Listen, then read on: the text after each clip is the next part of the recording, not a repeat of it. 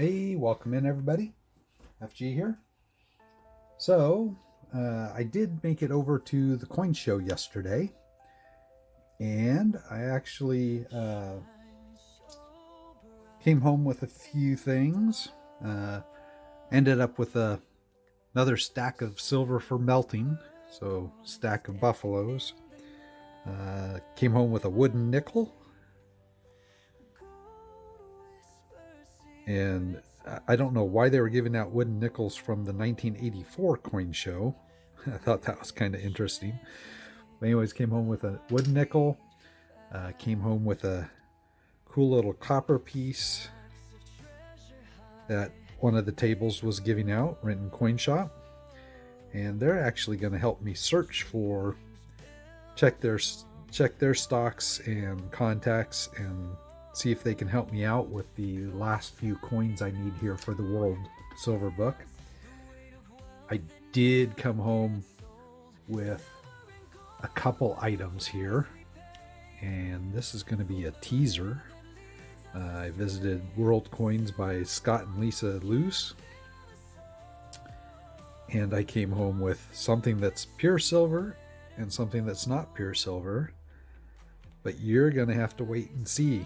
These are for phase 2, what I have in mind for phase 2. So stay tuned for that after we get done with what's in the box, and we'll see how soon that I can get the other now 4 coins, since the Brunei coin was fake. How soon I am able to fill those in. But here for today, we have 7 envelopes here. I am just going to mix them up.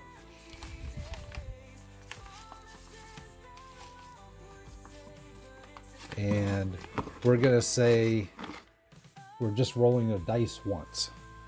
So the guy on the end here is out of luck this week. So here we go. Number 3.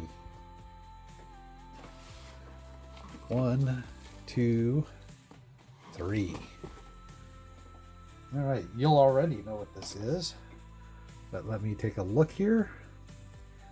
All right, East Africa. So this is going to be one of the coins that will potentially count for one of the countries that I'm missing. And I may just have to say that this is going to be the coin that I use for that in my country list until I can get to the point where I might be able to find and afford the actual coin. So East Africa, this is actually a coin that's going to cover multiple different countries. Let's get into it here.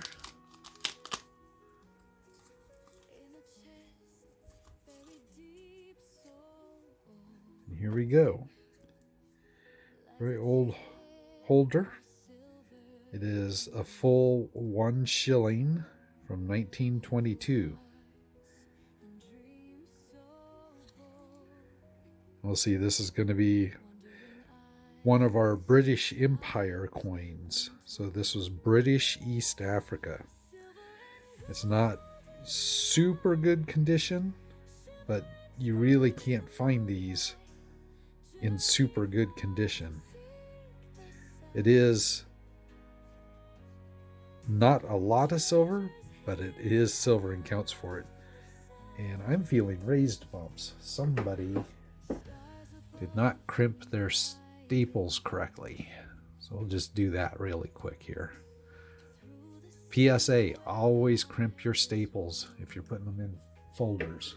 You don't want anything sharp that can scratch other coins when your holders are intermixed. Okay, let's grab the Numista page for it. So we can see this is a circulating coin. It is Billion silver, so the 25% silver, 0.25, 7.78 grams. Metal alignment like other British coins. So we can see the obverse is the crown portrait of King George, and the reverse is the lion walking right with the value above, the date below. And ours does not have a mint mark, which means it was minted at the Royal Mint in London. Let's go ahead and, well, and you can see the issuer shows as East Africa. So in Numista, this is going to count against the category that's called East Africa as the issuer. But East Africa comprises many countries. So let's go ahead and scroll down, and we'll take a look at the mintage and maybe some of the eBay sales. We can see it was minted from 1921 through 25. The one that I have is in 1922. It is not the H, so it is not the most plentiful, but it's also not the lowest mintage. So we're at nearly 20 million of these, and I paid $5.99 for this coin, so I think I got a fine deal on it. FVF, it's probably somewhere in that range, which is probably around $5 in value. So I didn't tremendously overpay for it. I did pay about twice melt. Melt is right around $3, just because it's Billion and has such a low amount of silver in it. But that's okay. We can, just looking through some of the eBay, I don't know what'll be there when I take this image off the page, but just poking around on eBay right now, I can see there's one up there for like 13 pounds, which would end up being maybe about 15 US. I see one that's 50 pounds. I see one that's saying that it's a MS62 graded, that's 66 euros. I see one that says it's not graded, but it's high quality, that's 39 Canadian, so that'd probably be maybe 33, 34 US. So kind of prices all over the page. So paying $6 for one, I think was just fine. Let's bring up the map of Africa here, and we'll now be able to see exactly which countries. So if we note here, we have the countries where we had Sudan. We have 2 items from Sudan, so it's yellow. We have Eritrea up there, that's yellow, because we have Eritrea and the Ottoman Empire coin, and the same with Egypt, Ottoman Empire. The only country over here on the East Coast we don't have filled in yet is Kenya. It's currently gray. So let's go ahead and we'll add this coin into our database, and we'll be able to see exactly how it updates the countries here. So we see that East Africa, what it added was essentially another coin for Uganda, which is just south of Sudan, and another coin for Tanzania. Turned both of those countries that orange or yellow color, and it filled in Kenya.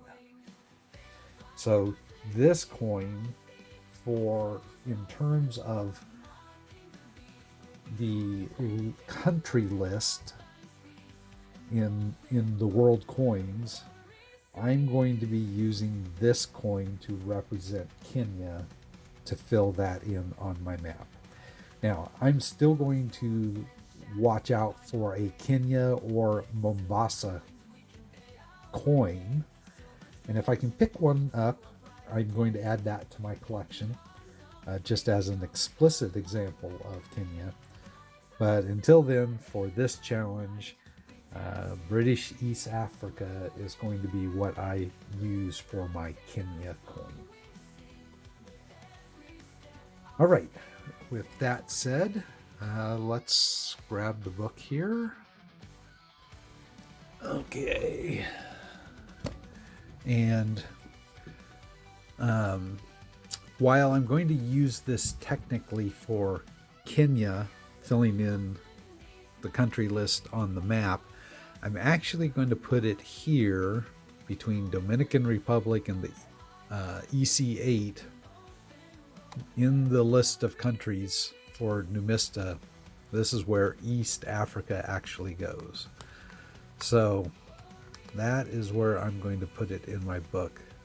If I happen to come across a good deal on another one of these coins for East Africa, I may pick it up so I can just slide it into the book at Kenya as well. But yeah, there we go. And with that, that actually gives us our third complete page. Oop. So let's look through here. So lots of tokens, so lots of, oh, you know what? I was looking through. We actually have one more here. Let's see, what do we need? Between Croatia and Cuba. What is between Croatia and Cuba? Oh, yes. Okay. So this one is not a true country of the world. So technically, this page is done with countries of the world. This one is open for what is in Numista listed as Crusader states. And I've been watching them. I've just been waiting for a good deal. There are a bunch of different, what would be termed Crusader states. And I'm going to get a slabbed coin so I know it's genuine. That's a graded Crusader states. So eventually we'll get a token to put in there for Crusader states, but technically that's not a country of the world. So actually, I guess maybe we should just go ahead and look at this page. So we have the Republic of Congo and Cook Islands, Costa Rica, Croatia. We'll have Crusader states, Cuba, and if I remember, that's correct. The Cuba was a gift from Bottom Gum Bob. We have Cyprus, the Czech Republic, Czechoslovakia, Denmark, Djibouti, Dominica as bullion coins, the Dominican Republic, our East Africa, British East Africa coin.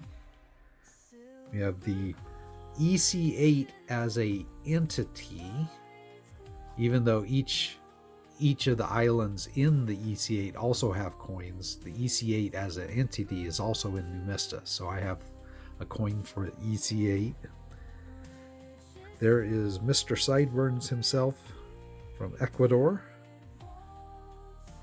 And we have our coin from Egypt, El Salvador, Equatorial Guinea, and one of my favorite coins of the collection, the coin from Eritrea. And this coin is, these are typically very expensive coins. I think in the condition that this one is in, it's probably a $200 to $250 coin, and I ended up getting it on a great deal on an auction where there was no minimum set. And one of the One of the big differences, so this is kind of supposed to be, it was minted in Italy, and it's supposed to be another rendition of the Maria Teresa Taller. And one of the, I think the portraits on this one is much nicer than the original. And one of the other differences is if you look at a Maria Teresa Taller, it's got the, what is it called, a bi bifurcated, something like that, eagle. It's got the eagle with the two heads, one looking left, one looking right. And this one just has the single head on the eagle. So something that's different for this one. But anyways, there we go. So we technically have another page done in the World Book. All right, well, glad you joined me here on your Monday. Hope everybody has a great week. And as always, thank you for your subscriptions, your comments below, and I'll catch you in the next one.